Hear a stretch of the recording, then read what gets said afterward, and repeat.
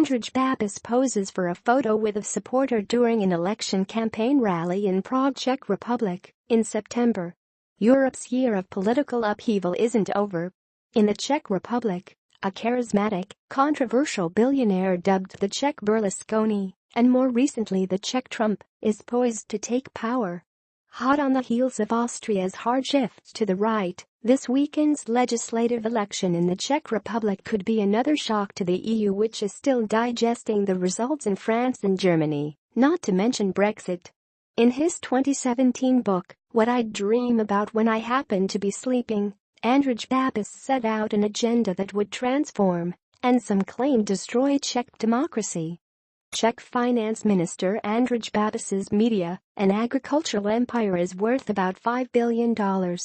David W. Cerny. Czech Finance Minister Andrej Babis's media and agricultural empire is worth about $5 billion. He wants to abolish institutional checks and balances such as the Senate and regional government. He wants to ditch proportional representation and have the country vote first past the post.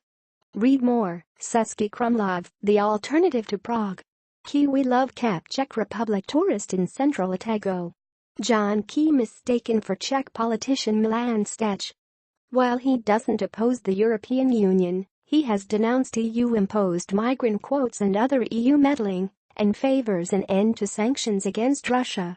He admires the kind of centralized power enjoyed by Hungary's Orban, and he dislikes journalists, except the ones he employs.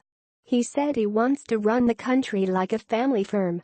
And the people love it, or at least some do. According to the polls, Babis's ANO party will get close to 30% of the vote, while none of the 7 other parties likely to get into parliament would top 15%. Those other parties include far-right populist Tomio Okamura's Freedom and Direct Democracy, an increasingly popular group with an anti-Roma, anti-Islamic message. Add feedback. Andrej Babis is the second richest person in the Czech Republic, a local financial paper calculated. His agriculture and media empire is worth 88 billion crowns, $5 billion, and his worth had doubled in the 4 years he's been in politics. But he paints himself as the foe of the elite. Babis is a populist. Sean Hanley, senior lecturer in East European politics at University College London, wrote this week. His folksy self-presentation as the plain-spoken practical businessman finally disgusted by corruption, taking on a decrepit and corrupt party establishment who have failed ordinary people since 1989, is textbook stuff. Emily Mansfield, analyst at The Economist Intelligence Unit, says Babis is likely to lead coalition-building talks after the election as head of the biggest party. But a number of controversies are swirling around him, Mansfield says. Earlier this year he was forced to place his business interests in a blind trust. Babis was finance minister and deputy prime minister in the coalition government until May, when he was dismissed due to allegations he had avoided paying tax as CEO of Agrifert in 2012. Since then his legal woes have deepened. Earlier this month he was charged with fraud over the use of $3.77 million in European subsidies in the construction of his stork nest farm 10 years ago. And a court case in Slovakia has reopened over his possible collaboration with the former communist secret police, though a court previously ruled there was no proof of the collaboration, and Babis denies it. But mud just doesn't seem to stick to him. He's very charismatic, Mansfield says. He's a big character with a very big public profile.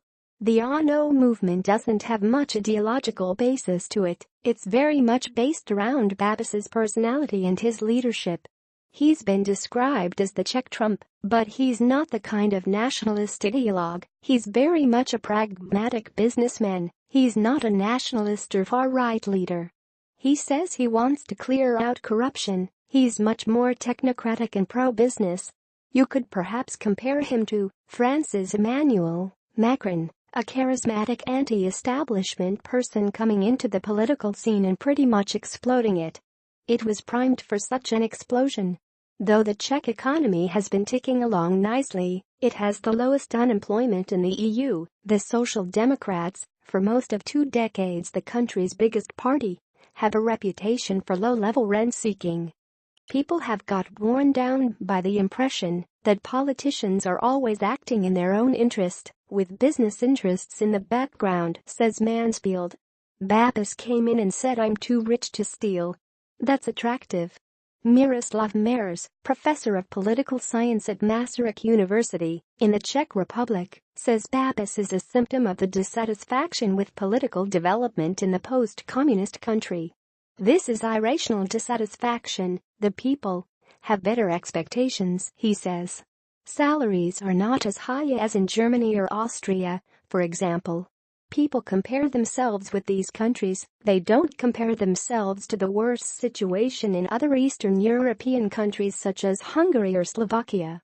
Babis promises that he is able to stop the corrupt system, and people believe they will then receive more money from the system.